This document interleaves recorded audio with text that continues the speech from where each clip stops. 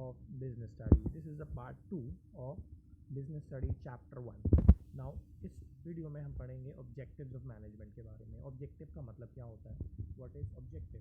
Objectives होते हैं एक कंपनी जो भी एस्टैब्लिश की गई को क्या अचीव करना है, क्या वो पूरा करना चाहती है, क्या वो हासिल करना चाहती है, किस मकसद से उसे बनाया गया है, उसे ऑब्जेक्टिव्स कहते हैं। बट ऑब्जेक्टिव्स इतने सिंपल्स नहीं होते। एक ऑर्गेनाइजेशन के मेन 3 तरीके के ऑब्जेक्टिव्स इसमें बताए गए हैं। पहला ऑब्जेक्टिव हमारा होता है वो है हमारा ऑर्गेनाइजेशनल ऑब्जेक्टिव। ऑर्गेनाइजेशनल ऑब्जेक्टिव्स क्या है? ऑर्गेनाइजेशन के खुद के ग्रोथ के लिए जो ऑब्जेक्टिव्स होते हैं उनको हम कहते हैं ऑर्गेनाइजेशनल ऑब्जेक्टिव। ठीक है, ये देखा आपने। अब ऑर्गेनाइजेशनल ऑब्जेक्टिव कहा जाता है it has to achieve a variety of objective in all areas the interest of all stakeholders including the shareholders. अब एक ऑर्गेनाइजेशन को अपने शेयर होल्डर्स का, अपने एम्प्लॉयज़ का, सभी का ध्यान रखना पड़ता है। उस गोल को अचीव करने वाला उसको कहलाता है ऑर्गेनाइजेशनल ऑब्जेक्टिव। अब ऑर्गेनाइजेशनल ऑब्जेक्टिव भी 3 पॉइंट्स होते हैं इसके। पहला पॉइंट होता है इसका आपका सर्वाइवल। ठीक है, सर्वाइवल का क्या मतलब है? जब भी एक ऑर्गेनाइजेशन बनी तो आपको ज़रूरी नहीं ना कि वो पहले स्टार्ट होते ही बिज़नेस करना लग जाएगी। कोई भी नई ऑर्गेनाइजेशन स्टार्ट होती है, इस्टेब्लिश की जाती है, उसको थोड़ा टाइम लगता है अपने बिज़नेस को इस्टेब्लिश करने में, अपने कस्टमर्स बनाने में। तब तक के लिए उसे सर्वाइव करना है। सर्वाइव इन द सेंस उसे मिनिमम कॉस्ट जो वो इनकर करता है उसको कवर करने के लिए उसके पास प्रॉफिट होना चाहिए, उसके कैश फ्लोज होना चाहिए। तो सबसे पहले कंपनी वो चीज़ इंश्योर करती है। एक बार कंपनी सर्वाइव करने लग जाती है उसके बाद वो सोचती है प्रॉफिट के बारे में। ठीक है, प्रॉफिट क्या होता है? Profit is the life blood of the business. Life blood का मतलब कि कंपनी तभी चल पाएगी, तभी आगे बढ़ पाएगी जब वो प्रॉफिट कमा रही होगी। ठीक है, profit provides a vital incentives to continue the business. मतलब आप कोई भी काम करते हो, आपको उस काम को कंटिन्यू करना क्यों अच्छा लगेगा? ठीक है, कभी लगेगा जब आपको कुछ मोटिवेशन मिलेगी। तो कंपनी को कंटिन्यू करने के लिए एक मोटिवेशन चाहिए, वो होता है प्रॉफिट्स। और हमने कंपनी बनाई ही क्यों है? हमने क्यों स्टैब्लिश करी, मेहनत करते हैं क्योंकि हमें चाहिए प्रॉफिट कंपनी के अंदर, हमें चाहिए इनकम। उसको बढ़ाने के लिए हमें प्रॉफिट चाहिए होता है। अब कंपनी के पास सर्वाइवल भी है, प्रॉफिट भी है, इसके बाद क्या चाहिए? इसके बाद कंपनी को चाहिए ग्रोथ। ठीक है, ग्रोथ से क्या मतलब है कि a business needs to add to its prospects in the long run. मतलब आपने एक बिज़नेस स्टार्ट किया, ठीक है, आपने छोटे से किसी फैक्ट्री से स्टार्ट करते हो आप बिज़नेस। अब आप वहीं नहीं रहना चाहते हैं। जैसे जैसे आप चाहते हो कि समय बीतेगा उससे उस हिसाब से आप अपने बिज़नेस को ग्रो करना चाहोगे। वो पहले एक छोटी फैक्ट्री थी, उसको आप अपने बड़ी फैक्ट्री में कन्वर्ट किया क्योंकि बिज़नेस ज़्यादा बड़ा। अब आप चाहोगे एक और फैक्ट्री बन जाए, फिर और ऐसे ऐसे करके अपने बिज़नेस को आप बड़ा करते चले जाओगे। या पहले आपने एक प्रोडक्ट स्टार्ट किया था, अब आप चाहते हो दूसरे प्रोडक्ट्स में भी आपकी एंट्री हो। ठीक है, क्योंकि आप और जगह पे जाना चाहते हो। तो एक बिज़नेस ग्रो करने के बाद करते रहता है साथ ही साथ में जैसे वो आगे बढ़ता जाता है। तो ये थे हमारे ऑर्गेनाइजेशन के 3 objective, survival, profit and growth. उसके बाद अगला ऑब्जेक्टिव होता है कंपनी का, वो होता है उसका सोशल ऑब्जेक्टिव्स। ठीक है, सोशल ऑब्जेक्टिव क्या है? सोशल मतलब it involve the creation of benefits for the society. अब सोसाइटी बनी है, ठीक है, सोसाइटी के अंदर कंपनी ऑपरेट करती है। इस कंपनी जो ये सोसाइटी के अंदर ऑपरेट कर रही है उसके लिए वो उस सोसाइटी के रिसोर्सेज का इस्तेमाल कर रही है, सोसाइटी के लोगों का इस्तेमाल कर रही है। हर चीज़ें मतलब सोसाइटी से ही सब चीज़ें मिलती हैं हमें चाहे हमारे ह्यूमन रिसोर्सेज हैं, हमारे नेचुरल रिसोर्सेज हैं, फिजिकल रिसोर्सेज हैं, जो भी हमें जब मिलते हैं वो सब हम सोसाइटी से लेते हैं। अब सोसाइटी को हमें गिव बैक भी करना चाहिए साथ ही साथ में। जैसे हर एक इंडिविजुअल करता है वैसे ही एक ऑर्गेनाइजेशन भी साथ ही साथ में ये सब चीज़ें करती हैं। तो अब उसके अंदर क्या क्या चीज़ें आती हैं तो हम देखते हैं सोशल ऑब्जेक्टिव्स में। तो it involves creation society as a society, it has a business और non business has a social obligation to fulfill. Now this is refers to consistently creating economic values for the society। मतलब अब society के लिए आपका business क्या कर सकता है? बिज़नेस एक एक बिज़नेस खुद ही आप अगर आपने बनाया तो वो भी खुद ही एक सोशल एक्टिविटी पहले कहलाता है वो। क्योंकि आप जैसे बिज़नेस स्टार्ट करते हो आप लोगों को एम्प्लॉयमेंट देना स्टार्ट करते हो, आप कंट्री के लिए इनकम जनरेट करना स्टार्ट करते हो, प्रोडक्शन होती है, एम्प्लॉयमेंट बढ़ती है, अंडर प्रिविलेज सोसाइटी के लोग आते हैं उसमें, उनको भी फ़ायदा होता है। साथ ही साथ में इसके अलावा कंपनी क्या कर सकती है? इसके अलावा भी कंपनी कुछ और भी काम कर सकती हैं, जैसे कि अंडर प्रिविलेज बच्चों के लिए स्कूल्स खुलवाना, ठीक है, हॉस्पिटल्स, डिस्पेंसरीज छोटी चैरिटेबल लेवल पे खुलवाना, स्कूल्स, ठीक है, हेल्थ केयर सेंटर, ये सब चीज़ें जिससे कि कंपनी जिससे कि जो सोसाइटी है उसके ऑब्जेक्टिव्स को भी पूरा किया जा सके। और साथ ही साथ में अगर आप अडल्ट्रेशन नहीं कर रहे हो, साथ ही साथ में आप जिसको हम कहते हैं ना, ख़राब प्रोडक्ट्स नहीं बेच रहे हो, लीडिंग स्टेटमेंट्स या मिसलीडिंग एडवर्टाइजमेंट नहीं कर रहे हो, लोगों को बेवकूफ़ बना के अपना सामान नहीं बेच रहे हो, तो वो सब सोशल ऑब्जेक्टिव्स के अंदर में आता है। ठीक है, उसके बाद अपना आता है, वो होता है हमारा पर्सनल ऑब्जेक्टिव्स। पर्सनल ऑब्जेक्टिव्स क्या होते हैं? पर्सनल ऑब्जेक्टिव्स का मतलब है हर ऑर्गेनाइजेशन के अंदर एम्प्लॉयज़ जो भी काम करते हैं उनका खुद का भी कुछ ना कुछ फ़ायदा होता है कंपनी को ज्वाइन करने का। कोई भी ऑर्गेनाइजेशन ज्वाइन करेगा तो उसका क्या मोटिव रहेगा? अगर कोई एम्प्लॉई है बहुत सी बेसिक लेवल पे जुड़ा है तो उसका मेन ऑब्जेक्टिव रहेगा कि उसको इनकम मिले। ठीक है, इनकम, सैलरी अच्छी मिले, पर्क्स मिले, ये सब चीज़ें उसके रहेगा, उसको सोसाइटी में रिकॉग्निशन मिले, कंपनी में रिकॉग्निशन मिले। इन सब का ध्यान रखने का काम भी बिज़नेस करता है या मैनेजमेंट करता है। ठीक है, मैनेजमेंट को ये भी देखना है कि एक बंदे का पर्सनल गोल भी है कि उसकी करियर डेवलपमेंट हो रही है या नहीं, और उसका ये भी, मैनेजमेंट का ये भी गोल है कि हमारा कंपनी का जो गोल है वो भी अचीव होना चाहिए। तो दोनों को साथ लेके चलना, दोनों को तालमेल बनाना, वो सारा मैनेजमेंट का काम होता है। ठीक है, इसलिए तो मैनेजमेंट मुश्किल होती है कि उसको बहुत सारा काम करना होता है। इस सब चीज़ों का ध्यान में रख के चलना है, कंपनी का ग्रोथ भी और ऑर्गेनाइजेशन और हमारे पर्सनल ऑब्जेक्ट गोल भी। ठीक है, तो ये हो गए हमारे 3 ऑब्जेक्टिव्स ऑफ मैनेजमेंट। उसके बाद हमारा आता है इंपॉर्टेंस ऑफ मैनेजमेंट। इंपॉर्टेंस मतलब वो कंपनी बनी है, मैनेजमेंट क्रिएट की गई है, अब उसका फ़ायदा क्या है, सिग्निफिकेंस कह सकते हैं हम उसका, ये नीड कह सकते हैं फॉर द मैनेजमेंट। तो सबसे पहला होता है कि management is helps in achieving the group goals. ठीक है, हमने वो पीछे भी देखा हमने नेचर्स में कि it is required not for itself but for achieving the goals of the organization. The task of manager is to give common directions to individual in achieving the goal. सबसे पहला है कि group goals achieve करने में मदद करता है, क्योंकि वो सभी एम्प्लॉयज़ को एक ही डायरेक्शंस की तरफ ले जाने की कोशिश कर रहा है, जिससे कि सभी लोग एक जो गोल है उसको बना। जैसे कि मान लो एक प्रोजेक्ट आता है, उस प्रोजेक्ट में कभी सारे लोग, कई टीम जुड़ी हुई है, 10-12 लोगों की एक टीम है। अब टीम में कुछ मेंबर्स होंगे जो हो सकते हैं नए मेंबर्स हों, ठीक है, कुछ मेंबर्स हो सकते हैं जो कभी बीमार हो। अब एक डायरेक्शन मैनेजमेंट देगी, मोटिवेशन मैनेजमेंट प्रोवाइड करेगी उस ग्रुप को कि आपको कैसे सबको साथ में लेकर के ग्रुप गोल्स अचीव करने हैं आपने। ठीक है, ऐसा नहीं कर सकते कि आप नहीं कि वो बंदा नहीं काम कर रहा तो मैं क्यों काम करूँ, मेरा क्या फ़ायदा होगा इसमें, मेरा तो कुछ भी नहीं हो रहा है। नहीं, वो नहीं करना है, यही मोटिवेशन करना, यही लोगों को समझाना मैनेजमेंट का काम है कि कैसे गोल्स आपको अचीव करना है, ना केवल खुद के बल्कि अपने ऑर्गेनाइजेशन के, अपने ग्रुप्स के। दूसरा, management increases the efficiency. Efficiency का क्या मतलब है? एफिशिएंसी का मतलब है कि जैसे हमने पीछे देखा कि achieve the goal with the minimum resources. ठीक है, अब अपने कॉस्ट कम करनी है, प्रोडक्टिविटी बढ़ानी है, उसके लिए अच्छी तरीके से प्लानिंग, ऑर्गेनाइजिंग, कंट्रोलिंग, ये सब चीज़ें करना पड़ेगा, वो मैनेजमेंट की रिस्पॉन्सिबिलिटी है। Then management creates a dynamic organization, वो पीछे भी है, हमने अपने नेचर्स ऑफ मैनेजमेंट में देखा था, फीचर्स ऑफ मैनेजमेंट में, कि it is generally seen the individual in an organization resist the change as it often means a moving from a familiar secured environment to a newer more challenging environment. ज़्यादातर देखा जाता है जैसे कि कोई नई टेक्नोलॉजी आती है, कुछ नई तरीके का काम आता है, तो जो एम्प्लॉयज़ होते हैं वो उन चीज़ों को रेजिस्ट करते हैं। क्यों रेजिस्ट करते हैं? वो इसलिए रेजिस्ट करते हैं क्योंकि उनके लिए वो चीज़ें नहीं है। ठीक है, वो उतना फेमिलियर नहीं है उन सब चीज़ों के साथ में। उनको लगता है कि अगर ये काम करेंगे हम तो हो सकता है शायद ऑर्गेनाइजेशन हमें रखे ही ना, क्योंकि हमें शायद काम करना आ ना पाए। ठीक है, हम इसको ना अच्छी से अचीव नहीं कर पाएंगे, मैनेजमेंट हमें निकाल देगी, कंपनी हमें निकाल देगी। तो हम इसको रेजिस्ट करते हैं, कोशिश करते हैं कि चेंजेस ना आए, लेकिन चेंज तो is the law of the nature. तो चेंजेस तो आएंगे ही, बिज़नेस में भी आएंगे, सोसाइटी में भी आएंगे, पर्सनली भी आएंगे चेंजेस।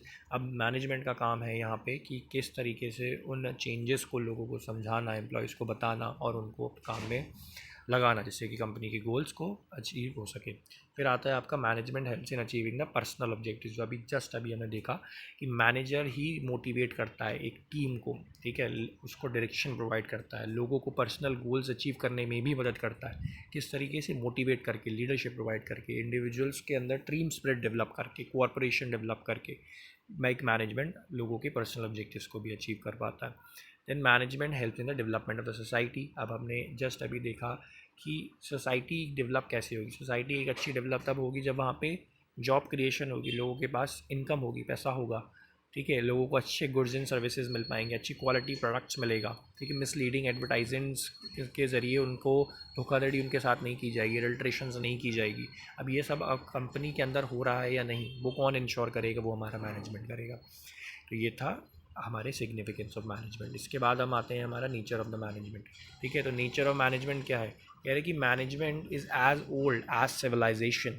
सिविलाइजेशन क्या होती है? जब से लोगों ने इकट्ठा होकर के रहना सीखा है, जब से लोगों ने एक सोसाइटी बनाई है, तभी से मैनेजमेंट है। मैनेजमेंट कोई एक नया कंसेप्ट नहीं है, मैनेजमेंट बहुत समय से चलता हुआ आ रहा है। कैसे एक सोसाइटी ऑर्गेनाइज होनी चाहिए, जैसे हम देखते हैं हम सोसाइटी ऑर्गेनाइज कैसे हैं, हमारे रिलेटिव्स होते हैं, हमारे फ्रेंड्स होते हैं, ठीक है, हम दूसरे लोगों से मिलते हैं, एक रिलेशंस क्रिएट करते हैं। क्यों होता है ऐसा? ये एक मैनेजमेंट का एक सिविल सोसाइटी का एक पार्ट है, ठीक है। हम स्कूल जाते हैं, वहाँ वो एक हमारा इंस्टीट्यूशंस हैं, हम इंस्टीट्यूशन से हर तरीके से घिरे हुए हैं। हर इंस्टीट्यूशन क्या है? मैनेजमेंट है, ठीक है। स्कूल एक मैनेजमेंट है, हर जिस कंपनी में आप जाते हो, काम करते हो, वो एक मैनेजमेंट है। हॉस्पिटल में एक मैनेजमेंट है, आपके घर में, अपनी फैमिली में एक मैनेजमेंट है, ठीक है। आपके घर में भी तो मैनेज किया जाता है हर चीज़ों को, ठीक है। आपके मम्मी आपके घर मैनेज करती होगी कि इसमें इतना मेरे घर की फैमिली इनकम है, इतना मुझे खर्च करना चाहिए, इतना मुझे बचाना चाहिए, वो भी एक मैनेजमेंट। हर चीज़ एक मैनेजमेंट का पार्ट है, ठीक है। तो अब ये मैनेजमेंट का नेचर है क्या, अब इसको क्लासीफाई कैसे किया गया है? जनरली एक बहुत ही ट्रेडिशनल वे में इन चीज़ों को बताया गया है कि मैनेजमेंट है क्या। मैनेजमेंट क्या एक आर्ट है क्या? मैनेजमेंट एक साइंस है या मैनेजमेंट कोई एक प्रोफेशन है, ठीक है। प्रोफेशन इन द सेंस मतलब जैसे लॉयर्स होते हैं, डॉक्टर्स होते हैं, ये सब प्रोफेशंस होते हैं। तो मैनेजमेंट क्या है, इसको डील करने के लिए, इसको समझने के लिए हमें हर एक चीज़ का ओवरव्यू लेना पड़ेगा। जैसे हमें पहले आर्ट समझना पड़ेगा कि आर्ट क्या है, आर्ट के फीचर क्या मैनेजमेंट के फीचर से मैच करते हैं, साइंस के फीचर मैच करते हैं, प्रोफेशन के करते हैं क्या, उन सब चीज़ों को हमें समझना पड़ेगा। सबसे पहले हम आते हैं मैनेजमेंट एज एन आर्ट। तो व्हाट इज़ आर्ट? आर्ट क्या होता है? आर्ट समझते हैं ना आप, कोई भी एक स्किलफुल एक्टिविटी, जैसे आप बहुत अच्छी पेंटिंग कर सकते हो तो वो एक आर्ट है, आप अच्छा गाना गा सकते हो तो वो एक आर्ट है, ठीक है। और कुछ भी आप अपने आपके अंदर डांसिंग, आपको डांस आता है, वो भी एक आर्ट है, ठीक है। लोगों को समझा सकते हो अच्छे से आप, तो वो एक आर्ट है। यूट्यूब पे वीडियोस बना सकते हो, टिकटॉक पे वीडियोस बना सकते हो, भाई हो सकता है वो भी एक आर्ट है, ठीक है जी। वो भी बिल्कुल, वो भी एक आर्ट है, हर कोई नहीं कर सकता। तो मैनेजमेंट क्या एक आर्ट है? उसके लिए कह रहे हैं कि कुछ मैनेजमेंट और कुछ आर्ट के फीचर को हम डिस्कस करते हैं। पहला, एग्जिस्टेंस ऑफ थियोरेटिकल नॉलेज। जो भी एक आर्ट होती है ना, हर एक आर्ट के पीछे एक थियोरेटिकल नॉलेज होती है, ठीक है। जैसे आप सिंगर बनना चाहो अगर, ठीक है, आपको डांसिंग का शौक है, आप डांसर बनना चाहते हो, तो वो एक आर्ट है, वो आपको सीखनी पड़ेगी। उसके पीछे क्या है? एक थियोरेटिकल नॉलेज है, ठीक है। थियोरेटिकल नॉलेज का क्या मतलब है? उसके पीछे एक अच्छी खासा वेल डेवलप्ड सिस्टम है। कैसा सिस्टम? जिसमें आपको, अगर जैसे आप सिंगिंग सीखने जाते हो तो आपको पता चलेगा कि कितने प्रकार के राग होते हैं, क्या आलाप्स होते हैं, किस मतलब जो भी चीज़ें उसके अंदर होती हैं, वो उसकी एक थ्योरी है अच्छे से। इंडियन क्लासिकल इंडियन म्यूज़िक में क्या रहा होगा, अब मॉडर्न में क्या आ रहा है, ये सब चीज़ें थ्योरी होती है, वो सब पढ़ना पड़ता है, समझना पड़ता है, तभी जाके आप अच्छे कैरियर उसमें बना सकते हो। तो क्या ये मैनेजमेंट में अप्लाई होती है ये चीज़? पढ़ के देखते हैं कि मैनेजमेंट कह रहे हैं कि successful manager practice art in a day to day activity. Normally management में भी ये चीज़ें अप्लाई होती हैं। मैनेजमेंट भी एक आर्ट है, क्योंकि मैनेजमेंट के लिए भी के पास भी एक थियोरेटिकल नॉलेज बेस है। कैसे? जैसे ये मैनेजमेंट की बुक पढ़ रहे हो आप, तो ठीक है, तो ये एक मैनेजमेंट की बुक क्या है? ये एक थियोरेटिकल नॉलेज है। जैसे जैसे आप फर्दर स्टडीज़ करोगे, अभी आप यहाँ पे हो 12th में, इसके बाद आप दूसरे जाओगे, वहाँ पे आप समझोगे, वहाँ पे और मैनेजमेंट के बारे में आपको पढ़ाया जाएगा, ठीक है। और कोई आप प्रोफेशनल कोर्स करते हो, वहाँ पे भी आपको मैनेजमेंट के बारे में पढ़ाया जाएगा। तो वो सब क्या थ्योरी है, तो मैनेजमेंट में भी एक थ्योरी एग्जिस्ट करती है, तो ये फीचर अप्लाई हो रहा है। दूसरी चीज़ क्या है कि पर्सनलाइज्ड एप्लीकेशन। पर्सनलाइज्ड एप्लीकेशन का क्या मतलब है? जैसे एक सिंगर है, सभी मान लो 10 लोग हैं एक स्कूल में या एक ग्रुप में, सभी को सिंगिंग सिखाई जा रही है, सभी को डांसिंग सिखाई जा रही है, बट हर किसी का अपना एक खुद का एक अलग टेस्ट, अलग फ्लेवर निकल के आएगा, ठीक है, जिसको अलग सिग्नेचर भी कहते हैं थिंक। तो ये सब क्या है? ये पर्सनलाइज एप्लीकेशन। जिस तरीके के से आप आर्ट को अप्लाई करते हो वो बहुत डिफरेंट होता है एज़ कम्पेयर टू जितना आपने सीखा है, ठीक है। तो मैनेजमेंट भी यही है, मैनेजमेंट भी बहुत डिफरेंट है। आप सभी लोग मैनेजमेंट जितने भी देखो, MBA लोग करते हैं बहुत सारे लोग, तो MBA में सभी लोग एक जैसी चीज़ें सीख रहे हैं, सभी लोग चीज़ें पढ़ रहे हैं, बट कौन इसको कैसे अप्लाई कर पाता है वो डिफरेंट है, ठीक है। कौन इसको किस तरीके से समझता है वो डिफरेंट है। तो हर जिस ऑर्गेनाइजेशन में जो भी काम कर रहा है वहाँ पे वो कैसे अपने मैनेजमेंट की थ्योरी को अप्लाई कर रहा है, हर चीज़ में डिफरेंट निकल के आएगा, ठीक है। तो ये चीज़ मैनेजमेंट की और आर्ट की सेम निकल के आ रही है। तीसरा, based on practice and creativity. ये तीसरा फीचर होता है हमारे आर्ट का, ठीक है। Based on practice and creativity का क्या मतलब है कि मैनेजमेंट और आर्ट, पहले मैं आर्ट का समझते हैं। आर्ट जितना ज़्यादा आप प्रैक्टिस करोगे उतना ज़्यादा आपकी आर्ट डेवलप होगी, ठीक है। जितना ज़्यादा, जैसे कोई सिंगर है तो जितना ज़्यादा वो प्रैक्टिस करेगा सिंगिंग, उतनी ज़्यादा उसकी सिंगिंग अच्छी होगी। कोई डांसर है, जितने ज़्यादा वो प्रैक्टिस करेगा अपने डांस को, उतना उसका प्रैक्टिस होगी। जैसे अभी आप क्या करते हो, अभी आप अकाउंट्स क्वेश्चंस बना रहे होगे या आप मैथ्स के क्वेश्चंस बना रहे होगे, तो वो क्या है, जितना ज़्यादा प्रैक्टिस करोगे उतना ज़्यादा आपको समझ में आएगा, उतना ज़्यादा आपके क्लियर होगा, ठीक है, उतना अच्छे से आप क्वेश्चंस कर पाओगे। वैसे ही आर्ट्स में जितने भी, वो भाई मैं स्केच बनाना सीख रहा हूँ, मुझे एक बार नहीं आएगा, 2 बार नहीं आएगा, 10 बार नहीं आएगा, जितना ज़्यादा मैं प्रैक्टिस करूँगा उतना ज़्यादा अच्छा निकल के आएगा। जितना अच्छा मुझे आएगा उतना अच्छा मैं क्रिएटिविटी अप्लाई कर पाऊँगा। सेम ऐसे ही मैनेजमेंट में होता है। मैनेजमेंट के सभी प्रिंसिपल्स जितना ज़्यादा मैं उनको प्रैक्टिस करूँगा उतना ज़्यादा मैं उनको अप्लाई करूँगा और नई चीज़ें उससे से निकल करके आएंगी। तो ये आर्ट का प्रिंसिपल हमारे मैनेजमेंट के प्रिंसिपल में भी अप्लाई हो जाता है, ठीक है। तो हमने तीनों चीज़ें पढ़ी। देखो यहाँ पे इस बुक में अलग ऊपर नीचे बताया हुआ, मैंने आपको साथ में बताया, ऊपर इन्होंने सारे बताए हुए कि कैसे मैनेजमेंट एक आर्ट है, फिर उसको कंपेयर करा है तीनों से हमारे मैनेजमेंट को। तो ये दोनों ही चीज़ें हो जाती हैं। और यहाँ पे फास्ट लास्ट में कंक्लूजन दे रहे हैं कि the best manager are committed and dedicated individual, highly trained, educated with personal qualities such as ambition, self motivation, creativity, imagination. कि जो एक मैनेजर है, ठीक है, वो बहुत ही डेडिकेटेड इंडिविजुअल होता है, अच्छा खासा ट्रेंड होता है, एजुकेटेड होता है, सेल्फ मोटिवेटेड होता है, क्रिएटिविटी होती है उसके अंदर, इमेजिनेशन होती है, ठीक है, a desire for development for the self and the organization, खुद को डेवलप करना, अपनी ऑर्गेनाइजेशन को डेवलप करना, ये उसके अंदर एक डिज़ायर होती है। सभी management practices they are based on the same set of principle. जितने भी मैनेजमेंट के प्रैक्टिस हैं, जितने भी लोग मैनेजर होते हैं, वो सेम प्रिंसिपल्स को मैनेज करते हैं। हर एक सक्सेसफुल मैनेजर को बाकी मैनेजर से क्या क्या चीज़ डिस्टिंग्विश करती है, क्या चीज़ अलग करती है, is the ability to put these principles, कि कैसे उन प्रिंसिपल्स को आप अप्लाई करते हो, ठीक है। तो ये हो गया आपका एज एन आर्ट। अगला हम करते हैं मैनेजमेंट एज ए साइंस। तो ये बहुत इजी कंसेप्ट है। क्या मैनेजमेंट एक साइंस है, इसको मैं ओवरव्यू में आपको नॉर्मली बताता हूँ कि साइंस देखो क्या है। साइंस एक ऐसा चीज़ है जहाँ पे एक सिस्टमेटाइज बॉडी ऑफ नॉलेज है, मतलब ये पूरी अच्छे से नॉलेज आपको दे रखी है साइंस में कि क्या क्या चीज़ें कैसे कैसे होती हैं। जैसे बायो है, फिज़िक्स है, उन सब की अलग अलग किताबें हैं, उन सब के अलग अलग प्रिंसिपल्स हैं, सबके अलग अलग लॉ हैं, बट वो सभी साइंस हैं, ठीक है। सिस्टमेटिक तरीके से पढ़ाया जाता है। मैनेजमेंट भी एक साइंस है, मैनेजमेंट को भी अच्छे तरीके से पढ़ाया जाता है। उसके भी खुद के बहुत सारी प्रिंसिपल्स हैं, बहुत सारे फीचर्स हैं, वो हम अच्छे से पढ़ते हैं। ये प्रिंसिपल अप्लाई हो रहा है। दूसरा है प्रिंसिपल्स बेस्ड ऑन एक्सपेरिमेंट, कि साइंस के जितने भी प्रिंसिपल्स हैं वो एक्सपेरिमेंट पे बेस्ड है, ठीक है। जैसे बहुत कॉमन एग्जांपल होता है कि जैसे हमारे हमें मालूम है सबकी, जो हमारा वाटर है वो 100 डिग्री सेल्सियस पे बॉईल करता है, तो वो एक यूनिवर्सल प्रिंसिपल है, ठीक है। और ये प्रैक्टिस पे बेस्ड है। आप हर जगह जितनी बार भी आप प्रैक्टिस करो सेम रिजल्ट निकल कर आना है हर बार, ठीक है। क्या मैनेजमेंट में भी ऐसा होता है? नहीं जी, मैनेजमेंट में ऐसा नहीं होता। क्यों नहीं होता? क्योंकि मैनेजमेंट जो है वो लोगों से डील करती है और हर एक व्यक्ति हमेशा सेम नहीं होता। आप जितनी बार उस व्यक्ति से डील करोगे उतनी बार कुछ अलग रिजल्ट निकल के आने वाला है उसके साथ में, ठीक है। तो जितनी बार आप प्रैक्टिस कर लो, हो सकता है आज उसका कुछ और अलग निकल के आ रहा हो, अगली बार वो अलग ही निकल के आना है। आज वो कुछ अलग तरीके से बिहेव कर रहा है, अब हफ्ते भर बाद देखोगे वो अलग तरीके से बिहेव करेगा, ठीक है। महीने बाद करोगे तो कुछ और ही कर रहा होगा। तो मैनेजमेंट को डे टू डे अपने लोगों से डील करना है। और जो लोग होते हैं वो बहुत ही डायनेमिक होते हैं, बहुत ही बिहेवियरल होते हैं। लोगों के बहुत ही बिहेवियर चेंज होता रहता है, उसको प्रेडिक्ट भी नहीं कर सकते हम, ठीक है। साथ ही साथ में तो ये चीज़ें जो होती है मैनेजमेंट की, आर्ट साइंस की, वो इसमें अप्लाई ही नहीं हो रही।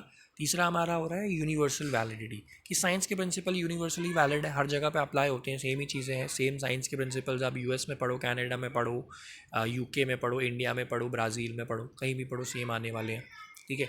मैनेजमेंट के प्रिंसिपल्स भी हर जगह पढ़ने वाले सेम है, लेकिन है मैनेजमेंट को वो सभी प्रिंसिपल्स अपने इन्वायरमेंट के हिसाब से चेंज करने पड़ते हैं, अपने कस्टम के हिसाब से चेंज करने पड़ते हैं, अपने कल्चर के हिसाब से चेंज करने पड़ते हैं। अब इंडिया में काम करने का तरीका बहुत अलग है, ठीक है। जापान में बहुत अलग तरीका है काम करने का, वहाँ पे दोनों ही सेम चीज़ें अप्लाई नहीं हो सकती, सेम प्रिंसिपल अप्लाई भी नहीं हो पाएंगे क्योंकि लोग ही इतने डिफरेंट है, ठीक है। यूएस में अलग तरीके से जाएगा, इंडिया में अलग तरीके से जाएगा, तो ये सब चीज़ें देखनी पड़ती हैं हमें मैनेजमेंट प्रिंसिपल्स को जब हम अप्लाई कर रहे होते हैं।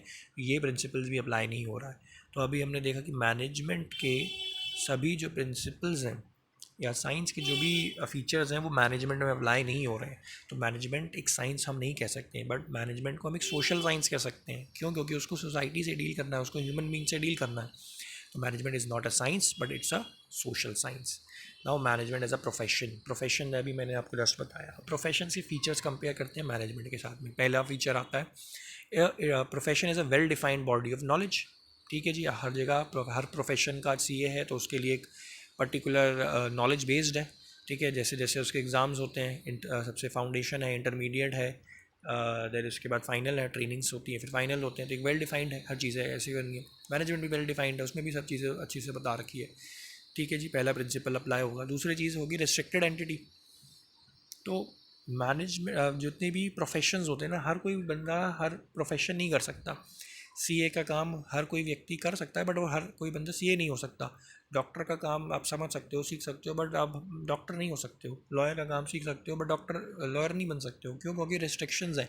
क्या रिस्ट्रिक्शंस है? क्योंकि इनके लिए कोई प्रोफेशनल बॉडीज़ हैं जो कि एग्ज़ाम कंडक्ट करवाती हैं, जो कि रिस्ट्रिक्ट करती हैं लोगों को कि कौन व्यक्ति बन सकता है या नहीं बन सकता, डॉक्टर बनने लायक है या नहीं, लॉयर बनने लायक है या नहीं, सीए बनने लायक है या नहीं. उसके लिए रिस्ट्रिक्शंस हैं, उनके पर्टिकुलर एग्जामिनेशंस होते हैं, उनको आप क्लियर करोगे तो ही बन सकते हो. तो यहाँ पर रिस्ट्रिक्शंस हैं प्रोफेशन में. क्या मैनेजमेंट में भी कोई एक्सेप्शंस हैं या रिस्ट्रिक्शंस हैं? नहीं, मैनेजमेंट में कोई रेस्ट्रिक्शन नहीं. हर व्यक्ति मैनेज कर सकता है, उसके लिए कोई एग्जामिनेशन नहीं होनी. किसी को भी आप पकड़ के मैनेजर बना सकते हो. हाँ, ऑब्वियसली कि आप अच्छी कंपनी है तो वो हर किसी को तो नहीं बना देंगे, एक अच्छे वेल ट्रेंड इंडिविजुअल को ही बनाएंगे. लेकिन यहाँ पे कोई रुकावट नहीं है. किसी बंदे ने एमबीए किया है, सीए करा है, कुछ भी करा है, वो मैनेजर बन सकता है. ठीक है, किसी ने कुछ भी नहीं करा वो भी मैनेजर बन सकता है. ठीक है, ये चीज़ अप्लाई नहीं हो रही. फिर अगला आता है हमारा professional association. What are these association? Associations का मतलब होता है बॉडी. बॉडी का मतलब जैसे कहें इंस्टीट्यूशंस. जैसे सीए के लिए एक इंस्टीट्यूट है. क्या है? सीए इंस्टीट्यूट होता है, आईसीएआई. ठीक है, सीएमए के लिए इंस्टीट्यूट है, सीएस के लिए इंस्टीट्यूट है. मेडिकल आपको करना है उसके लिए भी एक इंस्टीट्यूट है, मेडिकल काउंसिल ऑफ इंडिया या दूसरा आईसीएआई करके. ठीक है, इसके अलावा लॉयर बनना है तो बार काउंसिल ऑफ इंडिया, वो एक इंस्टीट्यूट है. हर जगह हर प्रोफेशन का एक एसोसिएशन है, एक इंस्टीट्यूट है जो कि उसको गाइड करता है, उसको सिलेबस बताता है कि क्या क्या चीज़ें होने वाली है. क्या मैनेजमेंट के लिए भी कुछ होता है ऐसा? मैनेजमेंट के लिए कोई भी गाइडेड सर्टिफाइड कोई चीज़ ऐसी नहीं है. लोगों ने मैनेजमेंट के लिए बनाए हुए हैं बट मैनेजमेंट के अंदर किसी भी प्रकार का गवर्नमेंट रिकग्नाइज चीज़ें ऐसा नहीं है कि हाँ जी मैनेजमेंट ने बोला हुआ कि इसी इंस्टीट्यूट से आप अगर प्रोफेशन मतलब एमबीए करोगे तो ही आप अच्छे एमबीए या मैनेजर कहलाओगे. ऐसा नहीं होता. ठीक है, तो ये अप्लाई नहीं हो रहा है इसमें. अगला क्या है? Ethical code of conduct. Code of conduct क्या होता है? कोड ऑफ कंडक्ट का मतलब होता है कि आप जब प्रोफेशन में हो या आप जब किसी प्रैक्टिस में हो तो आपको क्या क्या चीज़ों को फॉलो करना है, क्या क्या चीज़ों को फॉलो नहीं करना है, क्या आप काम कर सकते हो, क्या आप काम नहीं कर सकते हो. जैसे एक लॉयर है तो लॉयर की जिम्मेदारी है कि वो जिस भी क्लाइंट के लिए काम कर रहा है उसको वो जस्टिस दिलाए उसे, अगर उसको लगता है कि वो व्यक्ति ठीक है. ठीक है, एक लॉयर डॉक्टर है तो डॉक्टर का काम है जो भी पेशेंट उसके पास आया उसको ट्रीट करे, उसको इलाज करे, उसको ठीक करे. ये उसका कोड ऑफ कंडक्ट के अंदर में आता है, उसको करना पड़ेगा. He can not deny that. लेकिन क्या मैनेजमेंट के अंदर कोई ऐसा कोड ऑफ कंडक्ट होता है कि सभी मैनेजर को वही अप्लाई करना पड़ेगा? नहीं, ऐसा नहीं होता. किसी भी मैनेजर को ऊपर, सभी मैनेजर्स के ऊपर same ethical code of conduct apply नहीं होता. जिस भी कंपनी में वो मैनेजर काम करता है उस कंपनी का जो कोड ऑफ कंडक्ट है वही उस मैनेजर को मानना होता है. ठीक है, आप जिस भी कंपनी में काम करोगे उस कंपनी के लिए, एम्प्लॉयज़ के लिए कोड ऑफ कंडक्ट बनाया होगा, वही code of conduct her manager पे अप्लाई होगा. अब हर कंपनी अलग से अपना कोड ऑफ कंडक्ट बनाएगी तो हर मैनेजर के ऊपर भी अलग कोड ऑफ कंडक्ट अप्लाई होता है. तीसरी चीज़ है सर्विस मोटिव. सर्विस मोटिव का क्या मतलब हुआ कि जितने भी ये प्रोफेशन है उनका मेन मोटिव जो है होता है वो सर्विस होता है, अपने क्लाइंट को सर्विसेज प्रोवाइड करना. मैं सीए हूँ अगर, तो मेरा काम है कि मेरे पास जो क्लाइंट आया है मुझे उसको सर्व करना है, उसकी मुझे ऑडिट करना है, उसके बुक्स ऑफ अकाउंट्स मुझको देने हैं, ये सब काम करना है. ये मेरी सर्विस है, उसके बदले मुझे फ़ीस मिलेगी, जो भी मेरी प्रोफेशनल चीज़ें हैं. तो क्या मैनेजमेंट में भी ऐसा होता है? मैनेजमेंट का सर्विस मोटिव होता है लेकिन मैनेजमेंट केवल अपनी ऑर्गेनाइजेशन को सर्व करता है. उस ऑर्गेनाइजेशन ने जो भी उसको काम दिया है उसको वही काम करना है. और मैनेजमेंट को जो भी मैनेजर होते हैं उनको बदले में सैलरी मिलती है, उनको कोई फ़ीस नहीं मिलती. ठीक है, इस तरीके से ये हो गया. तो हमने सारे कंपेयर करे प्रोफेशन के, तो हमने यहाँ देखा कि अप्लाई सारे के सारे फीचर्स अप्लाई नहीं होते हैं प्रोफेशन के मैनेजमेंट में. तो मैनेजमेंट एक प्रोफेशन नहीं है. लेकिन जिस हिसाब से मैनेजमेंट बढ़ता हुआ जा रहा है तो फ्यूचर में यह देखने को आ रहा है कि हो सकता है कि मैनेजमेंट को भी एक फुल फ्लेज प्रोफेशन डिक्लेयर कर दिया जाए. ठीक है, इसके बाद हम पढ़ेंगे levels of management. Levels of management का क्या मतलब है कि देखो मैनेजमेंट तो हर जगह पे है बट डिफरेंट लेवल्स पे है। कुछ होते हैं बहुत टॉप के एम्प्लॉइज़, कुछ उनके नीचे, फिर उनके नीचे।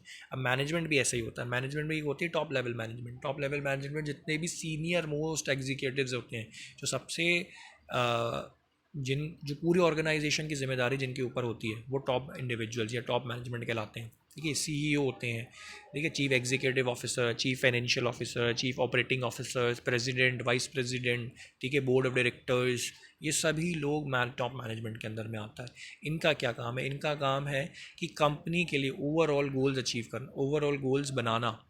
कंपनी क्या काम करेगी, कैसे काम करेगी, कब काम करेगी, किससे डील करेगी, किससे डील नहीं करेगी, वो सारा काम मैनेजमेंट, टॉप मैनेजमेंट डिसाइड करेगा। ठीक है, वही ऑर्गेनाइजेशन के गोल्स बनाएंगे, स्ट्रैटेजीज़ बनाएंगे, उनको अचीव करने के तरीके भी बताएंगे। जितने भी जॉब्स होंगी वही क्रिएट करेंगे, वही उसको आगे काम के लिए बढ़ाएंगे। और उनका जो भी टॉप मैनेजमेंट होता है, उनका काम इतना कॉम्प्लेक्स होता है, इतना स्ट्रेसफुल होता है। ठीक है, लॉन्ग आवर्स कमिटमेंट से देना होता है अपनी कंपनी को कि समय समय तक इतना आपको ऐसे करना पड़ेगा। ये सब चीज़ें मैनेजमेंट की उसमें apply management, top level management करती है।